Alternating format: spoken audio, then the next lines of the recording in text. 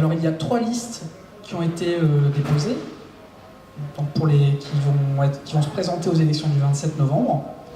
Donc la première liste, c'est la liste de l'UNI, l'Union nationale interuniversitaire. Ensuite, il y a la liste de l'UNEF, qui est représentée par Chloé, qui va intervenir d'ici quelques minutes. Donc l'UNEF, c'est l'Union nationale des étudiants de France. Et la FAEP, donc représentée par Xavier, qui va également débattre avec Chloé. Donc la FAEP, c'est la Fédération des associations étudiantes picardes, qui est la première organisation représentative des étudiants de l'ancien territoire de Picardie. Donc je vais vous demander, Chloé et Xavier, de vous présenter très succinctement, avant que nous passions au thème du débat. Eh bien, bonjour à tous, je suis donc Chloé Hernandez, je suis étudiante en 3e année d'art du spectacle, option pratique théâtrale. Je suis aussi une étudiante salariée et je suis présidente de l'UNEF Amiens Picardie, donc le syndicat étudiant, tout simplement. Donc, bonjour à tous, moi je m'appelle Xavier Belins, je suis étudiant en Master 2 de droit et je suis donc le président de la FAEP, donc la Fédération des associations étudiantes picardes, et le CRUS depuis 2 ans. Alors, avant de démarrer ce débat, on va remercier la technique Pierre de Radio Campus Amiens et le service culturel du CRUS.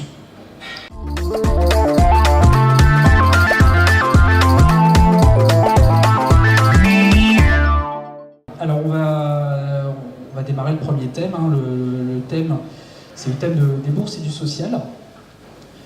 Alors en 2016-2017, 15 837 étudiants picards étaient boursiers de l'enseignement supérieur, sur 48 099 étudiants dans l'académie, ce qui représente un budget annuel de 47,5 millions d'euros, un budget de 1 311 497 euros pour les aides spécifiques, donc ce sont les aides d'urgence et les allocations annuelles.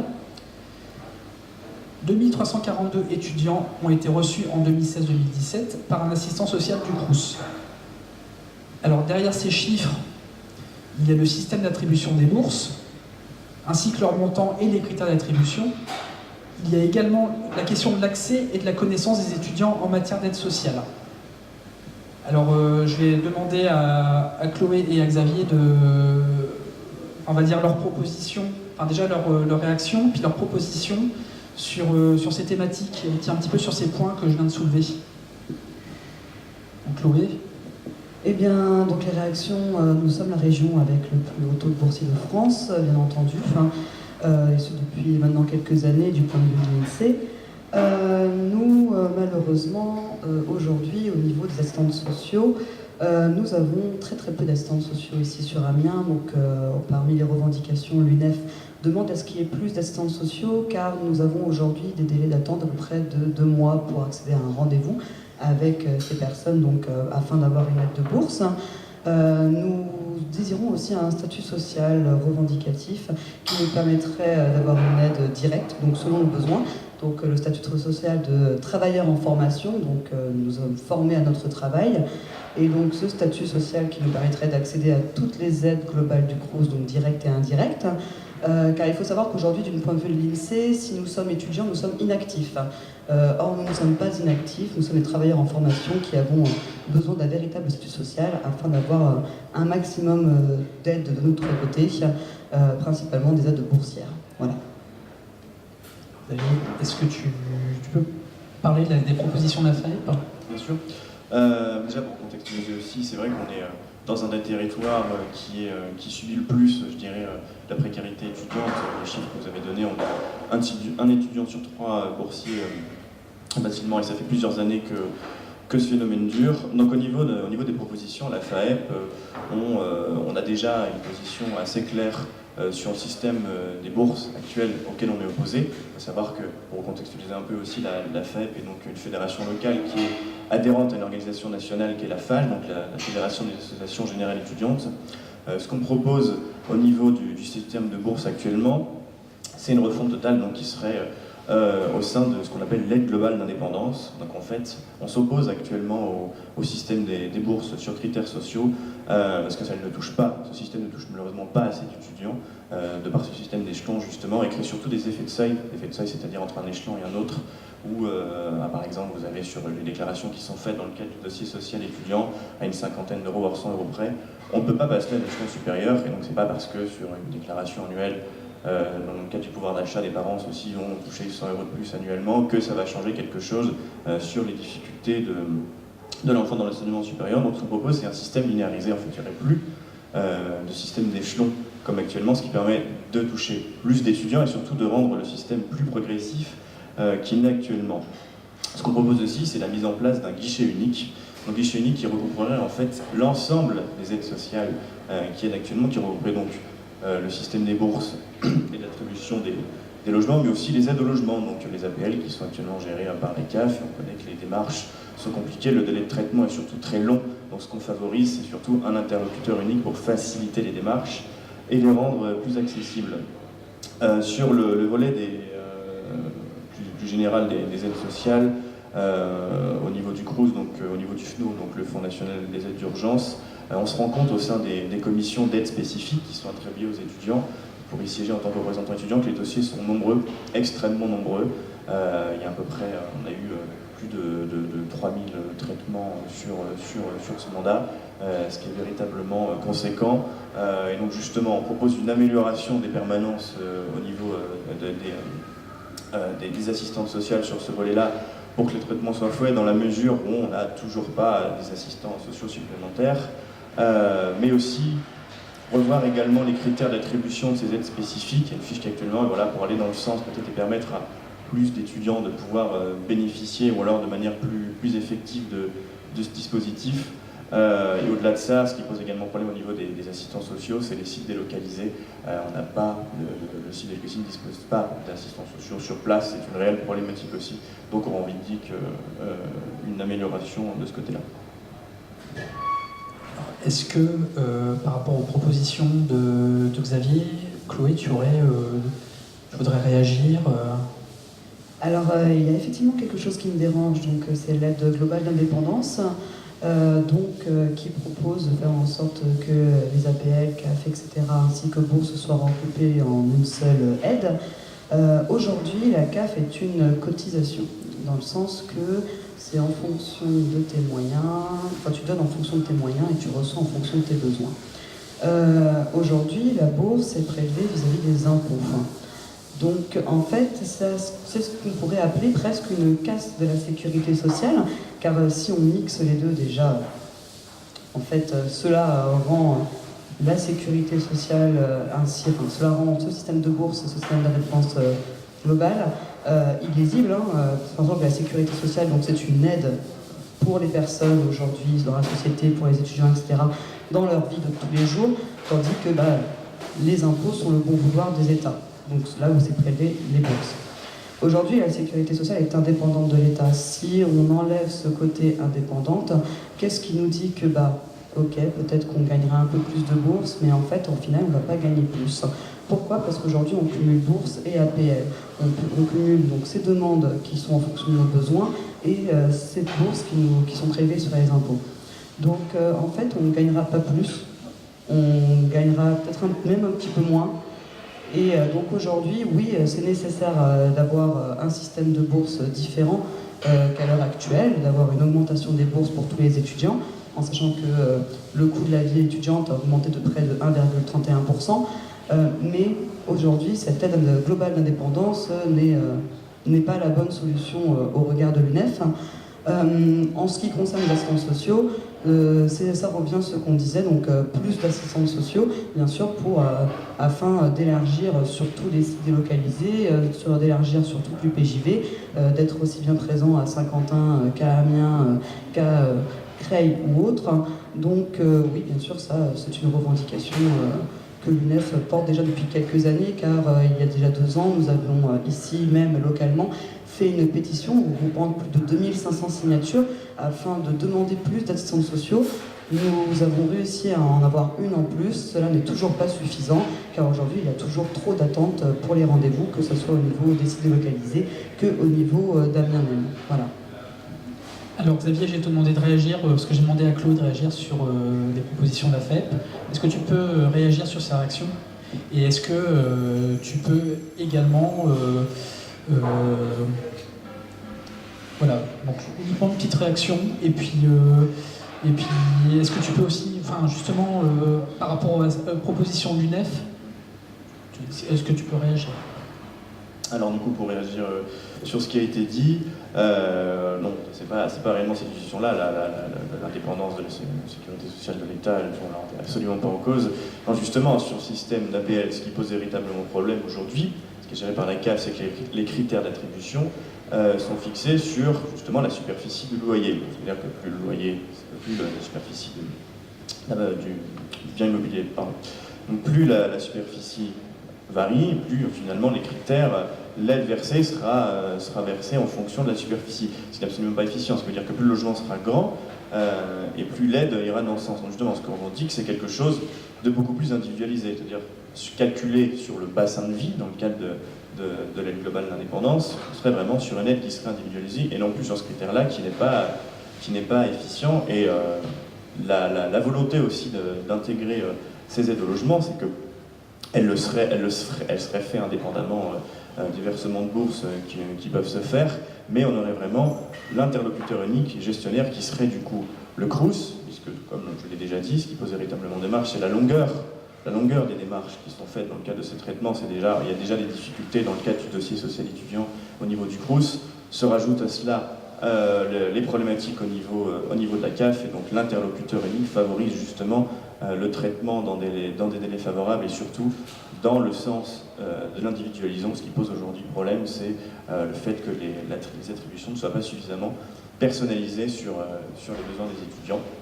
Voilà. Et donc pour réagir après du coup sur les productions en tant que telles, sur les assistants sociaux, voilà, on est d'accord sur le fait que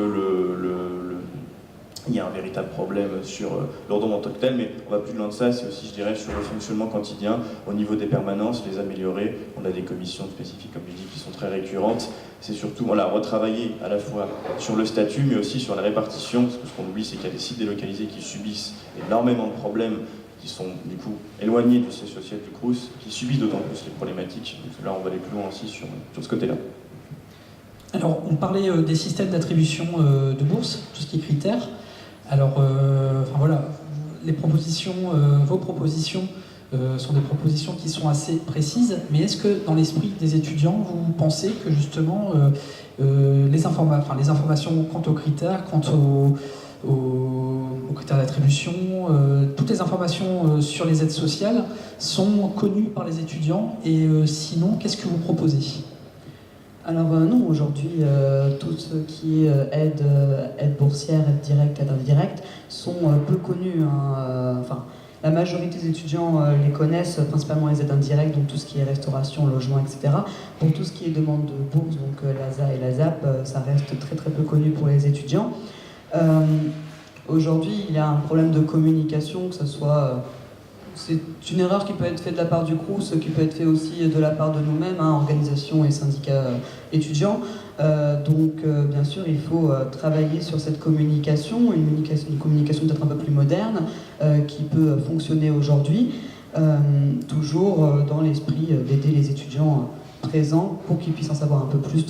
Et aussi, c'est l'un des piliers de l'UNEF. On essaye vraiment de travailler sur ça, donc sur informer, défendre et organiser une solidarité entre étudiants.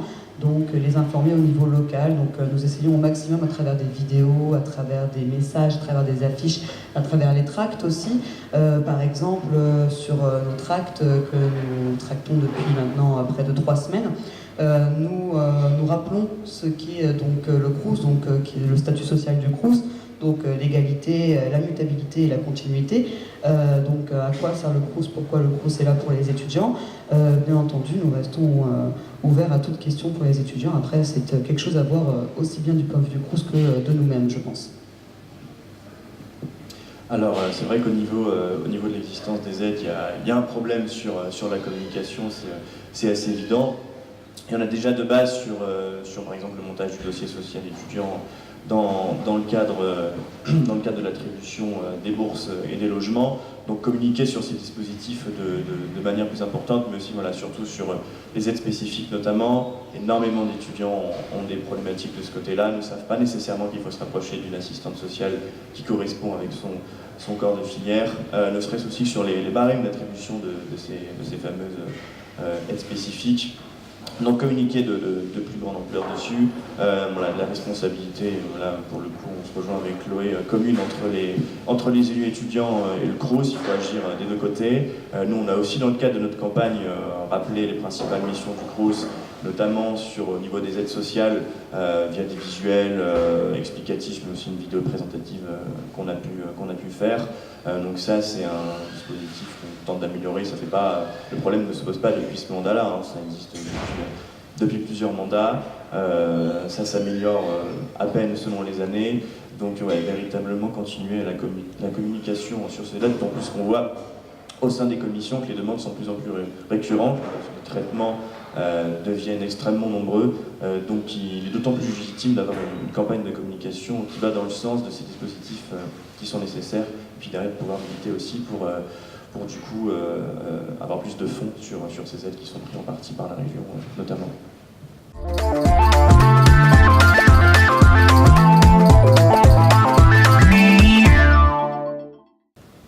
Alors, bien sûr, hein, l'étape de la communication, c'est quelque chose qu'on abordera toujours en filigrane dans les différents thèmes de ce débat. Alors, on va maintenant passer à la thématique du logement. Le logement, donc le CROUS gère 26 résidences sur Amiens-Picardie, soit 3278 logements et 3458 lits. Alors derrière ces chiffres, on peut également évoquer le ressenti des étudiants qui habitent en résidence. Parfois ils peuvent se sentir isolés, parfois ils peuvent également être critiques par rapport à l'état de leur cité universitaire. Il y a l'accès aux démarches liées au logement, donc là on va également reparler de la thématique de la communication, et l'offre en matière de logement. Donc est-ce que cette offre est suffisante par rapport à la demande des étudiants?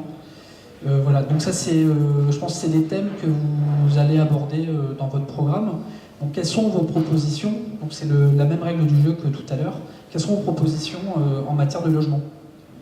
Alors effectivement, donc des problèmes de logement au sein du CROUS Amiens-Picardie peut être très préoccupant, dans le sens que principalement nous, c'est un très très gros point de notre campagne, nous demandons la construction d'une résidence universitaire à la Citadelle. On rappelle quand même qu'il y a près de 4800 étudiants qui ont déménagé cet été, là en septembre, à proximité du centre-ville, avec déjà la faculté de droit, de sciences, d'art, etc., ainsi que les pôles Saint-Charles qui est peu loin.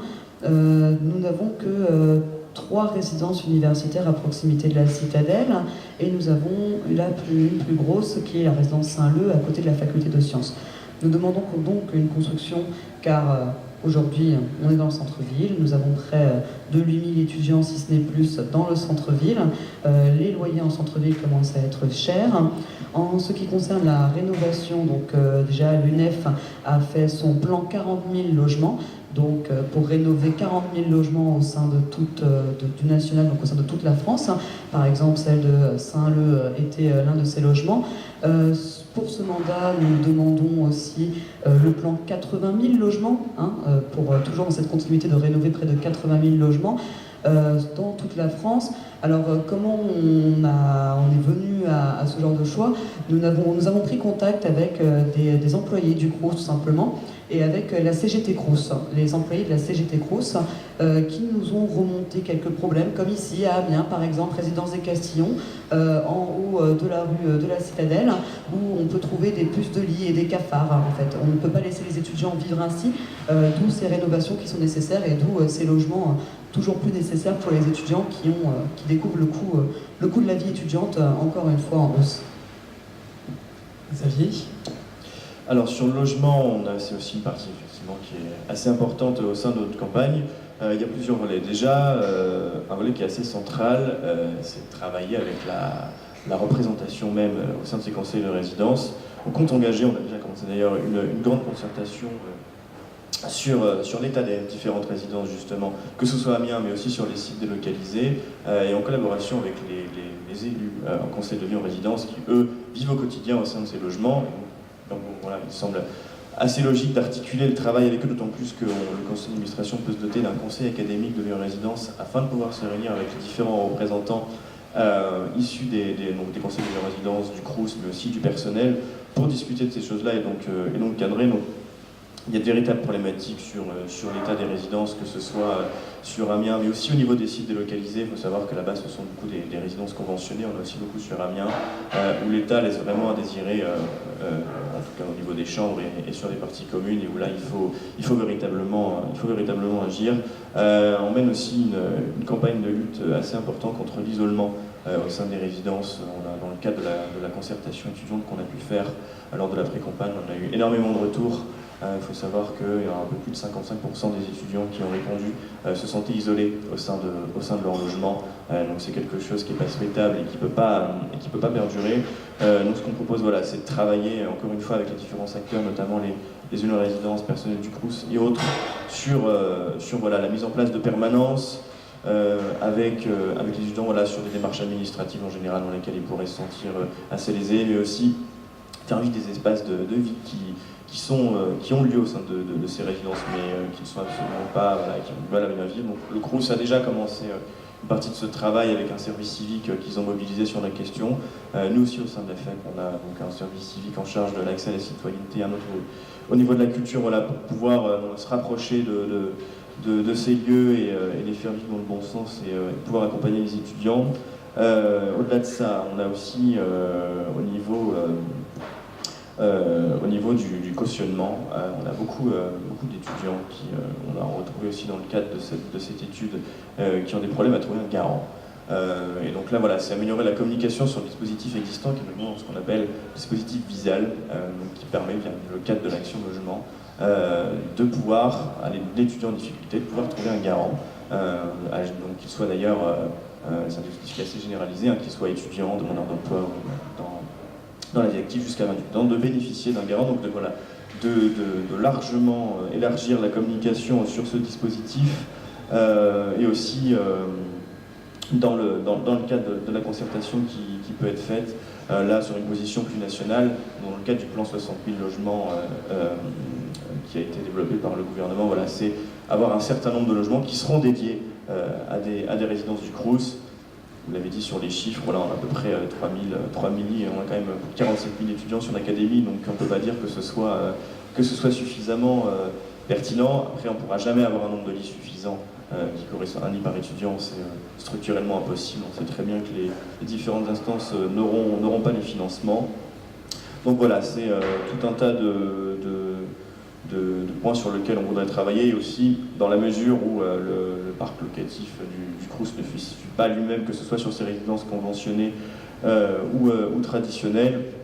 Il y a un dispositif aussi qui existe qui s'appelle Locavise au sein du CROUS, et donc qui permet à des particuliers de mettre en ligne des logements pour les étudiants. C'est pareil, accentuer la communication dessus et en favoriser l'accès, voilà, travailler, le développer, notamment sur les sites où on n'a pas de résidence traditionnelle à proximité, et pouvoir proposer plus de logements auprès des étudiants. Et dans un sens plus général, travailler sur un phénomène qui est aussi très récurrent au niveau du CROUS Amiens-Picardie en tous les cas, c'est-à-dire que au niveau des résidences qu'il y a, donc 19 résidences amiénoises par exemple qu'il y a sur Amiens, elles sont effectivement remplies très rapidement en septembre. L'ensemble des chambres sont utilisées. En revanche, on se rend compte qu'à la fin du semestre, de par des orientations, des étudiants qui partent en stage, ces résidences perdent de taux de remplissage parfois importantes. On voit sur les chiffres qu'elles sont remplies à certaines à peine 40% de leur capacité arrivée janvier-février. Donc réfléchir aussi à un système peut-être qui serait plus logique dans ce sens, et qui permettrait finalement tout au long de l'année de pouvoir remplir ces résidences, parce qu'effectivement on a des difficultés des étudiants qui se retrouvent sans chambre en début d'année, mais on se rend compte que 4 mois après, ces résidences se vident. Voilà, là il y a un phénomène qui est quand même assez problématique, ça fait longtemps que c'est mis en avant au conseil d'administration et que ça n'avance pas. Ça c'est une réelle revendication qu'on a et c'est pas normal que ça n'évolue pas depuis de nombreuses années sur ce sujet-là. Alors, je vais demander à Chloé si elle veut réagir sur les propositions de la FEP. Alors, bon, bien sûr, travailler avec les résidents vivants, les étudiants vivant dans une résidence Crous, c'est tout à fait normal. C'est pour cela que nous, à l'UNEF, nous avons plusieurs personnes qui ne font pas partie des comités de résidence, ça c'est sûr, mais plusieurs personnes habitant en résidence qui nous remontent les problèmes. Nous sommes très présents dans les résidences universitaires. Il n'y a pas plus tard que 2 jours, nous étions à celle de Saint-Leu, par exemple. Et aussi, vis-à-vis de ce que Xavier disait, l'été, c'est vrai, les résidences Crous ne sont pas occupées. Dès juillet, déjà, elles sont déjà toutes réservées, mais l'été, les résidences Crous ne seront pas occupées. Sache qu'il y a déjà une solution proposée par le Crous, une solution auquel nous, l'UNEF, on est contre. Toujours les sources nous venant de la CGT Crous. Il paraît que l'été, le Crous louerait des logements à des personnes comme ça. Voilà, je ne sais pas si ce sont des tourismes, je n'en sais pas plus. Cela nous vient de la CGT Crous que nous allons continuer à rencontrer, avec qui nous allons continuer à travailler pour le meilleur des étudiants. Mais en tout cas, il paraît que ces logements sont habités durant les vacances et pendant que les étudiants ne sont pas là, afin toujours de rentabiliser pour le Crous, tout simplement.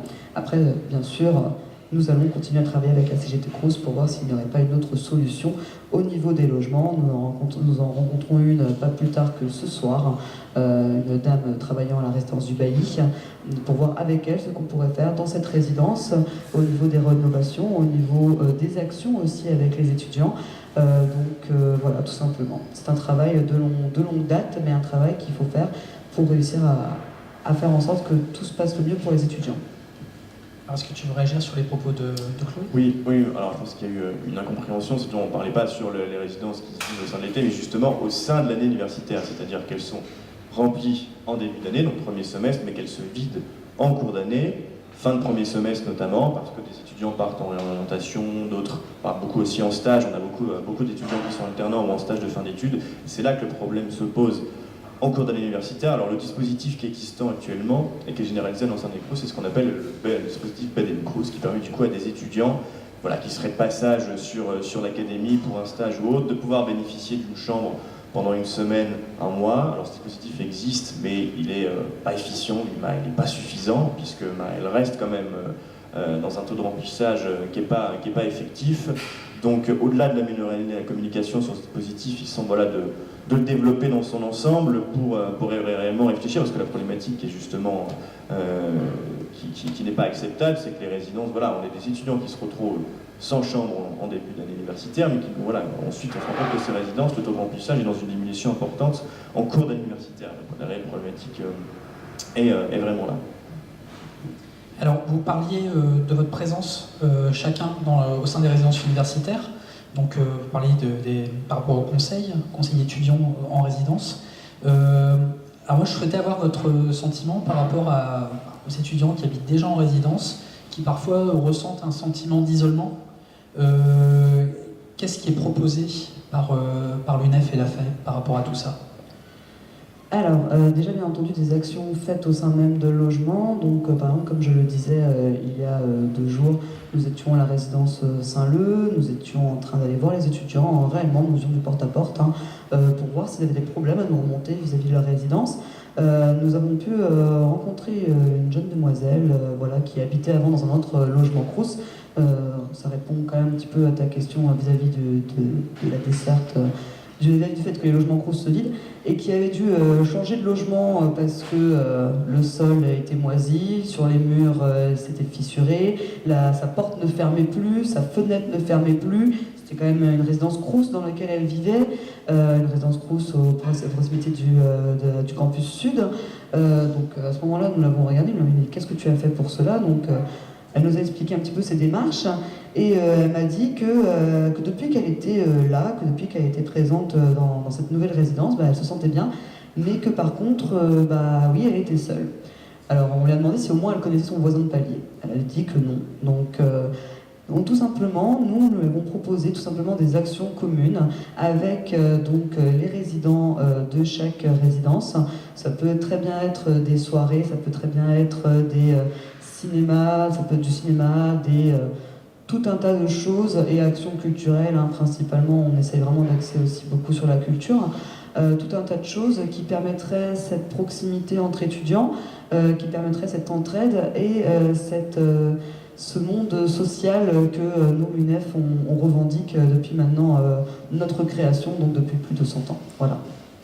Alors tu parles de lien social au sein des résidences universitaires. Est-ce que au niveau de la FEP, quel est votre projet pour lutter contre l'isolement des étudiants ? Alors au niveau du projet, voilà, c'est beaucoup basé aussi sur la consultation qu'on a pu faire. Comme je disais tout à l'heure, on avait un pourcentage majoritaire d'étudiants qui se sentaient isolés au sein d'un champ universitaire. Ce qui manque aujourd'hui pour avancer sur ce sujet-là, c'est le manque de cadrage en fait. Chaque mandat, on recense effectivement des problèmes d'isolement, mais derrière, on ne se structure jamais pour agir. On a des conseils de vie en résidence, que ce soit dans le secteur centre, nord ou sud d'Amiens et dans les collèges d'ailleurs aussi, on cite délocalisés. Ce qu'il faut surtout, c'est se réunir au sein de ce conseil académique de vie en résidence avec l'ensemble des interlocuteurs qu'on peut avoir là-bas pour avoir un recensement précis des problématiques qui peuvent se poser et derrière pouvoir se cadrer sur les actions qu'on va mener. Dans une grande partie des résidences, on a des espaces d'animation par exemple. Il faut savoir qu'il y a une enveloppe qui est allouée pour l'animation dans les résidences mais qui n'est jamais utilisée parce qu'il n'y a pas de cadrage justement et qu'on n'a pas de représentation qui vit de ce côté-là. Donc voilà, derrière c'est aussi mener des actions communes avec les unions résidences selon les besoins des étudiants dans le cadre des enquêtes et des sondages qu'on peut faire. Donc sur des thématiques particulières, sur l'accès à la culture, assez régulièrement, mais aussi sur des sujets de citoyenneté, pousser les jeunes à s'engager, discuter, des tables rondes sur différents sujets, interculturels aussi. Au niveau des étudiants internationaux, il faut savoir qu'on a quand même une partie non négligeable d'étudiants internationaux qui vivent au sein des résidences. Donc voilà, c'est surtout fixer un cadre pour ensuite se servir des outils qui sont existants au sein de ces résidences. On a une résidence sur Amiens qui arrive à avancer de ce côté-là, notamment la résidence Castillon qui a pour le coup un conseil de vie en résidence qui arrive à agir sur ces sujets. Il se dote notamment d'une salle polyvalence, donc il peut y avoir diffusion de films, ce genre de choses. Mais voilà, on a quand même 18 autres résidences et il semble assez logique de permettre à ces étudiants d'avoir un accompagnement au quotidien. Mais au-delà de ça aussi, réaliser des permanences. Il y a eu un dispositif qui a été mis en place par Crous d'Amiens Picardie il y a maintenant 4 ans, sur le développement en fait, de permanences psychologiques au sein des résidences. Ça n'a pas évolué, donc on demande à ce que ce soit cadré, pareil, que ça évolue, que les étudiants puissent parler de leurs problématiques avec les personnes en question, et nous-mêmes, pourquoi pas organiser dans les actions concrètes qu'on peut mener, des permanences en partenariat par exemple avec différents interlocuteurs, sur les démarches administratives aussi, des étudiants qui se sentiraient isolés sur les tâches qui leur seraient quotidiennes. Voilà à peu près globalement le projet de la FAEP sur la lutte contre l'isolement. Donc elle est cadrée via les outils qui sont mis à disposition, mais aussi mener des actions concrètes nous-mêmes via nos élus associatifs qu'on a pour animer des ateliers et nos services civiques.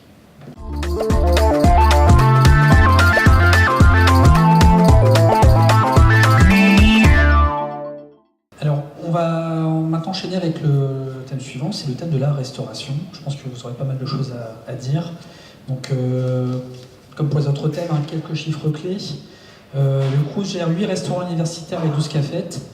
Le Crous a servi 1 124 206 repas en 2017. Le repas étudiant coûte 3,25 € et son prix n'a pas augmenté cette année. Alors derrière ces chiffres, quelques questions, je pense, qui peuvent être intéressantes dans le débat. Donc c'est le nombre de points de restauration par rapport au nombre d'étudiants sur Amiens, sur l'ensemble de l'académie. Les horaires d'ouverture, est-ce qu'ils sont adaptés? Est-ce qu'ils ne le sont pas? Pourquoi? La diversité en termes de restauration, donc plus particulièrement la diversité alimentaire. Alors, déjà, quelles sont vos réactions par rapport à tout ça? Et puis, quelles sont vos propositions sur la thématique de la restauration? Chloé. Alors, la restauration, c'est, si je puis dire, le plus gros point de notre campagne. Cette année, en septembre, à la Citadelle, il y a eu près de 4800 étudiants qui sont arrivés sur ce nouveau pôle. Pour se nourrir, ils avaient une cafétéria Crous, enfin ils ont toujours une cafétéria Crous de 156 places, et ils ont un Daltis Coffee, voilà, une enseigne privée dans le lieu public qu'est l'université. Nous demandons donc la construction d'un resto universitaire à la Citadelle, et ce aussi pour désengorger celui de Saint-Leu et de la Veillère, auquel on a pu assister parfois des queues au restaurant La Veillère, des queues d'attente allant jusqu'à la route, donc à l'extérieur. Bien sûr, cela on ne peut pas laisser passer cela. Donc, plus que ce restaurant, nous demandons aussi à revoir les prix en cafétéria Crous, dans le sens que, en fonction des produits, il y a eu une augmentation de près de 20% cette année dans les cafétérias. Nous sommes passés à un café qui était à 40 centimes, je vois, par exemple à la Faculté des Arts l'année dernière, et qui est à 50 centimes cette année. Un café, ça fait pas grand-chose, mais ça fait quand même. Donc nous demandons de revoir les prix dans les cafétérias Crous et de les diminuer.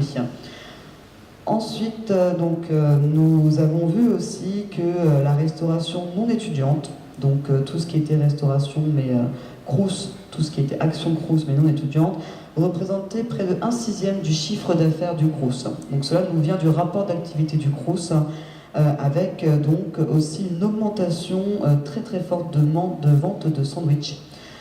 Avec proposition de burgers, de pizza ou autres dans les cafétérias. Alors je ne sais pas, mais il me semble que dans le centre-ville, il y a assez d'accès à un kebab, par exemple, pour vendre des burgers ou des pizzas. Et donc là, c'est une contribution à la malbouffe, presque, qu'on pourrait ressentir dans les cafétérias. Donc nous demandons plus à revoir aussi un accès à une nourriture saine.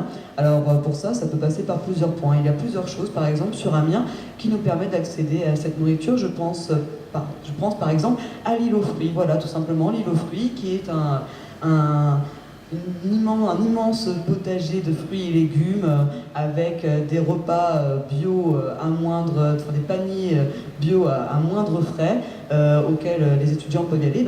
Pourquoi pas voir avec eux le Crous et avec eux afin d'accès sur une alimentation saine, toujours dans le but aussi d'enlever ces enseignes privées, donc qui sont le Daltis Coffee, un Beauty Food aussi qui va s'ouvrir à la Citadelle, ainsi qu'une brasserie privée qui apparemment, alors ça c'est la mairie d'Amiens qui gère, mais qui aux dernières nouvelles était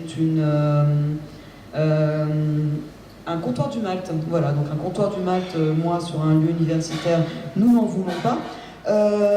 On souhaiterait aussi arrêter le zéro cash. Réellement, les étudiants sont majoritairement contre le zéro cash. On a besoin de ce liquide pour payer dans les cafétérias, c'est beaucoup plus simple d'accès pour nous. Alors on pourrait dire que c'est un problème d'hygiène, qu'une personne qui fasse un sandwich et qui après touche l'argent, voilà, c'est un problème d'hygiénique. Eh bien pas de problème pour cela. Dans ce cas, nous avons aujourd'hui des postes à pourvoir au sein de la restauration dans le Crous. Mais ces postes ne sont pas pris. Il y a donc un manque de personnel immense au sein de la restauration Crous, et lors du premier CA Crous de ce mandat, nous exigerons plus de salariés pour le Crous, donc en resto universitaire et en cafétéria, toujours aussi dans le but de travailler avec les personnels Crous, et donc cela nous vient encore une fois de la CGT Crous avec qui on travaille énormément.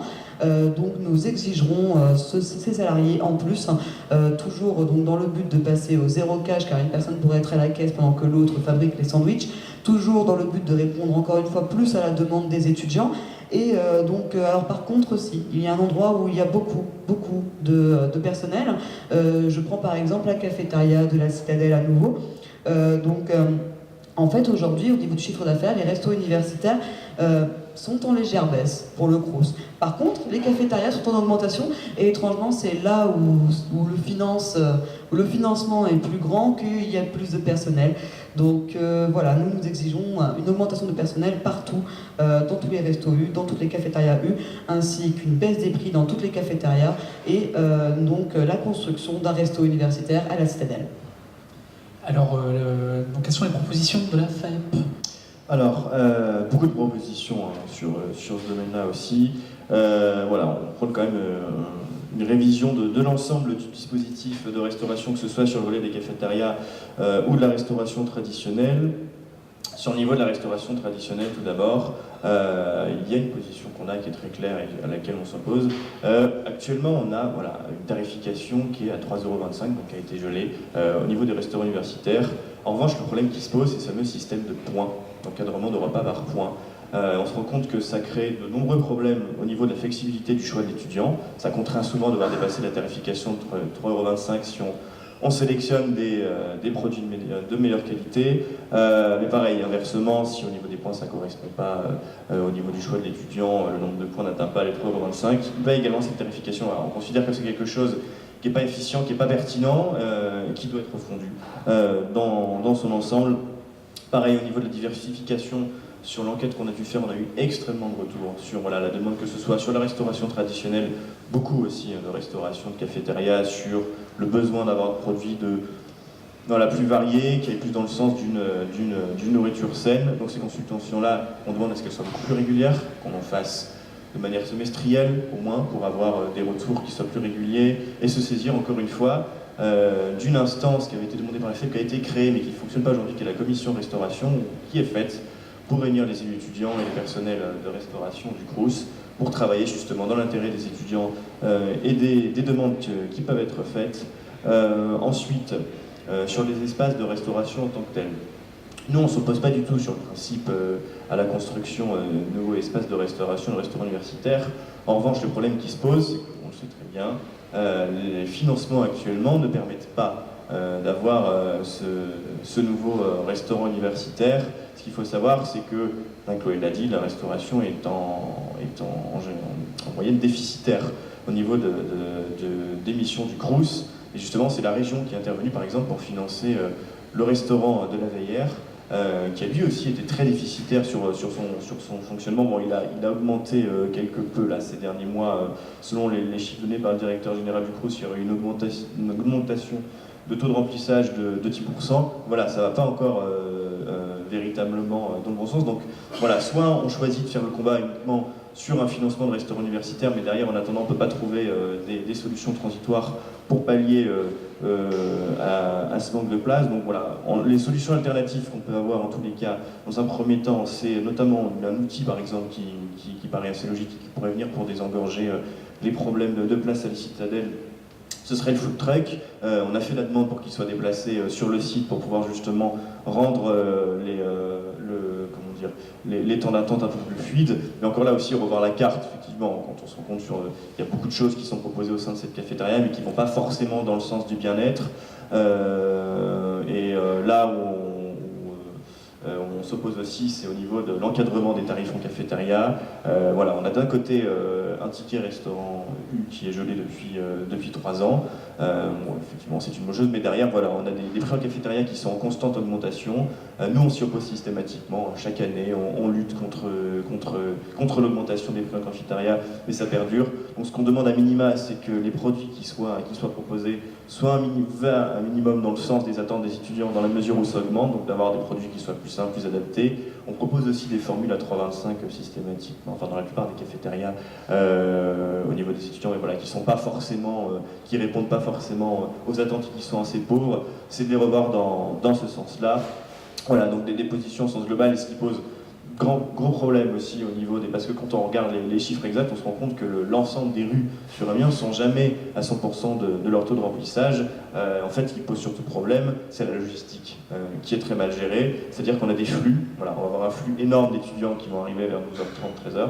Et derrière, voilà, ça baisse. Donc du coup, ça cause de gros problèmes au niveau des stocks, au niveau du gaspillage qui peut être fait.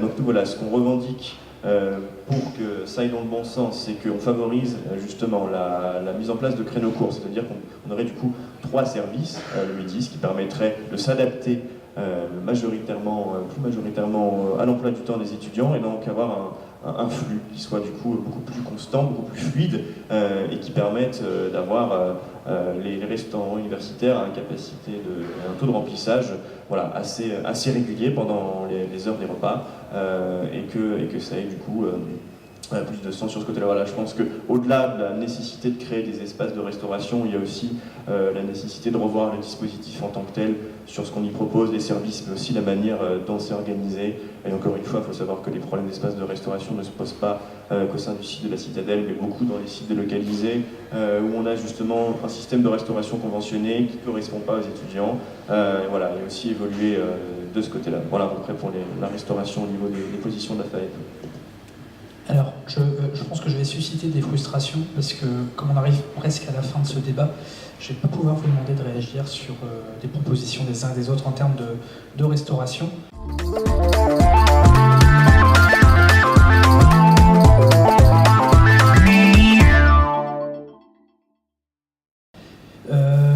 On va enchaîner avec le thème de la culture. Alors le thème de la culture, je vais vous donner quelques chiffres clés, bien sûr. Le budget de l'action culturelle du Crous en Picardie, c'est 64 000 € en 2018. Le budget de Culture Action, donc les aides aux projets étudiants, c'est de 15 000 € sur 19 projets aidés en 2017. Alors, comme tu disais tout à l'heure, Chloé, la culture, c'est vecteur de lien social entre les étudiants. Et puis, je voulais également, sur la thématique de la culture, il y a également la connaissance des étudiants sur l'offre culturelle du Crous. Donc, est-ce que cette offre culturelle est suffisamment connue? Est-ce que les aides aux projets culturels sont suffisamment connues? Donc, quelles sont vos propositions, donc l'UNEF et la FAEP, sur, en termes culturels, après, dans le cadre du Crous? Alors, en ce qui concerne la culture, donc, comme au tout début du débat, je l'ai dit, je suis en faculté des arts. Donc la culture est vraiment un très gros point auquel je veux participer, l'UNEF souhaite participer. Eh bien, en fac d'art, toutes les aides du Crous, on ne les connaît pas. Au niveau de la culture, voilà, on a quelqu'un qui vient à nous en début d'année, qui nous explique, mais sinon, le reste de l'année, les étudiants ne savent pas en faculté des arts. Alors, par contre, c'est malheureux parce qu'il faut quand même qu'on aille au théâtre à peu près 5 fois par semestre pour ceux qui sont en art du spectacle. Là, actuellement, c'est le Festival du film, donc le Festival international du film d'Amiens, donc le FIFA, où les 3/4 des étudiants en art sont bénévoles là-bas, doivent payer une carte pour assister à des films, etc., à des conférences sur lesquelles ils sont notés parce qu'ils ont un partiel dessus, doivent aller à Paris aussi. Je prends l'exemple des secondes années d'art plastique, par exemple, qui doivent aller à Paris voir une exposition qu'ils ont envie de voir, mais en fait c'est malheureux, mais ils doivent payer le trajet de leur poche et rejoindre le prof à Paris. Voilà, concrètement, ils doivent retrouver le prof à Paris. Je pense qu'à ce niveau-là, le Crous pourrait faire des actions beaucoup plus concrètes pour aider ces étudiants en recherche de culture. Ensuite, donc la culture, bien sûr, les liens sociaux se créent grâce à la culture. On peut faire ça, on veut faire ça en résidence universitaire, excusez-moi, afin de montrer aux étudiants aussi la culture, ça peut être très sympathique et ça peut te permettre de faire des connaissances, de faire en sorte que demain tu aies une passion avec ton voisin de palier avec qui tu n'as jamais parlé. Donc la culture est très importante. Et il faut savoir aussi que sur Amiens, l'UNEF, nous sommes les seuls à travailler avec les associations d'étudiants étrangers. Par exemple, notre tête de liste, Enfa Moussa, est un membre de l'association de la jeunesse guinéenne avec qui nous travaillons depuis des années. Et donc vis-à-vis du Crous, nous avons un grand projet culturel sur la Citadelle avec toutes les associations d'étudiants étrangers. Donc je parle des associations des jeunes algériens, des jeunes guinéens, des jeunes burkina faso, des jeunes espagnols, des jeunes chinois, des jeunes russes, des jeunes Côte d'Ivoire. Je peux continuer, ils sont une bonne quinzaine. Donc un grand mouvement à la Citadelle sur une journée culturelle de qu'est-ce que la culture de leur pays, et la culture française aussi bien entendu, et aussi dans un but de sensibiliser les étudiants pour découvrir ce qu'un étudiant étranger doit vivre, donc le passeport, le visa, tout ça, pour venir étudier à Amiens, donc parfois des circonstances assez compliquées qui fait que les étudiants étrangers ne peuvent pas tous venir étudier sur Amiens ou dans l'UPJV.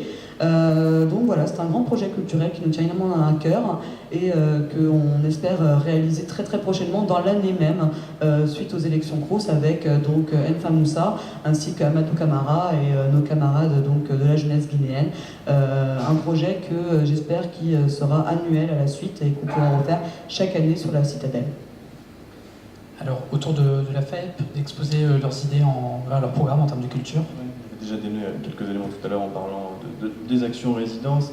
Voilà, au niveau de la culture, on a un Crous qui est globalement actif sur ces activités culturelles. En revanche, voilà, on a un réel défaut de communication.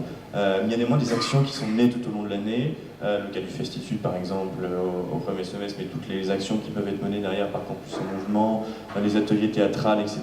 Voilà, gros défaut de communication sur les actions du Crous. Il faut se mobiliser collectivement pour améliorer les outils qui sont proposés, qui prennent justement du sens.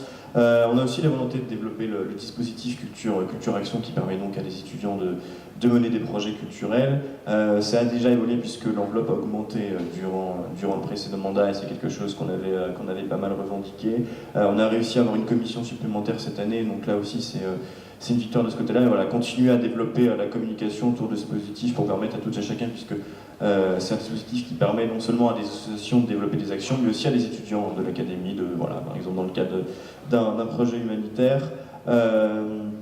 Ensuite, les actions culturelles, on a aussi beaucoup travaillé sur le dernier mandat sur la création de lieux de vie au sein des restaurants universitaires. Dans ce restaurant même, on a organisé plusieurs événements, notamment les scènes parties qu'on a organisées 3 fois, et la première fois d'ailleurs avec l'ESN, qui est une association réservée à l'accueil des étudiants internationaux. Voilà, ce qui permet un peu de faire vivre des lieux de restauration hors des heures d'ouverture, et c'est une vraie volonté, là, pour le coup, qu'il soit du côté des organisations ou du Crous pour pouvoir faire vivre ces lieux dans le cadre d'activités culturelles. Et au-delà de ça, voilà, c'est dans la mesure où on a un dispositif culturel qui est assez intéressant au niveau du Crous, c'est de développer ces actions au sein des lieux qui en sont propices, donc notamment les restaurants universitaires, on en parlait tout à l'heure, aussi dans les résidences. Voilà, lutter contre l'isolement, c'est aussi permettre à la jeunesse de s'émanciper et d'avoir accès à un certain nombre de dispositifs, dont l'accès à la culture. Donc il semble légitime que l'ensemble des actions elles soient menées en collaboration avec du coup, le personnel du Crous et les organisations étudiantes. Donc voilà, mettre à disposition nos services civiques et associatifs pour organiser des ateliers culturels au sein des différentes résidences, et continuer aussi sur le volet lieu de vie de la restauration universitaire. Alors, l'heure tourne. Avant qu'on se quitte, je vais uniquement vous demander, alors je ne vais pas vous demander de dire votez pour moi, bien sûr, mais un dernier mot avant de clôturer ce débat. Enfin, Chloé. Une parole philosophique, peut-être. Une parole philosophique, peut-être. Pour informer, pour défendre, pour organiser une solidarité, pour faire en sorte que notre avenir d'étudiants soit le mieux pour toutes, pour tous, qu'on puisse avoir toutes et tous accès à ce que l'on désire, aux aides directes et indirectes. Bien entendu, l'UNEF s'est toujours mobilisée et continuera à se mobiliser quoi qu'il arrive. Alors si on veut vous contacter, l'UNEF, pour avoir...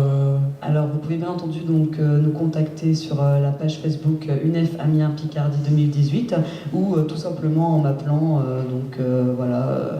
au 06 01 42 66 30, voilà, ça ne me pose aucun problème. Voilà, pas de procès. Alors je vais demander le même exercice à Xavier pour la FAEP. D'accord. Déjà, question centrale, c'est la mobilisation en général. Voilà, on se rend compte beaucoup de problématiques dans le système étudiant, mais très peu de mobilisation au niveau des élections. On a toujours un taux de participation qui est assez faible. Donc c'est appeler la jeunesse à se mobiliser pour aller dans le sens de l'émancipation, mais aussi avancer collectivement. S'il faut citer une phrase philosophique, c'est seul on va plus vite, mais ensemble on va plus loin. Donc voilà, c'est agir dans le sens de l'action collective et permettre aux associations et aux élus d'avancer dans le bon sens et de se coordonner, comme j'en parlais tout à l'heure, sur se cadrer pour pouvoir structurer les positions et avancer dans le bon sens. Et c'est aussi mêler la démarche syndicale et l'action concrète, donc développer ses propres projets dans la mesure où on considère que la société n'avance pas suffisamment sur des sujets. Et donc il y a un site internet et un Facebook, c'est ça ? Site internet sur lequel on a l'ensemble des coordonnées où les étudiants peuvent nous contacter. Donc on a l'adresse mail générale, mais aussi voilà, le Facebook, on est très facilement joignable au niveau des conversations. Alors un grand merci à vous deux d'avoir participé à ce débat. Merci à vous. Merci. Alors je vous rappelle que ce débat a été enregistré par Radio Campus et qu'il sera rediffusé donc la semaine prochaine, voilà, et qui sera disponible également en podcast sur le site de Radio Campus Amiens. Donc un grand merci à vous. Merci. Merci. Au revoir. Merci.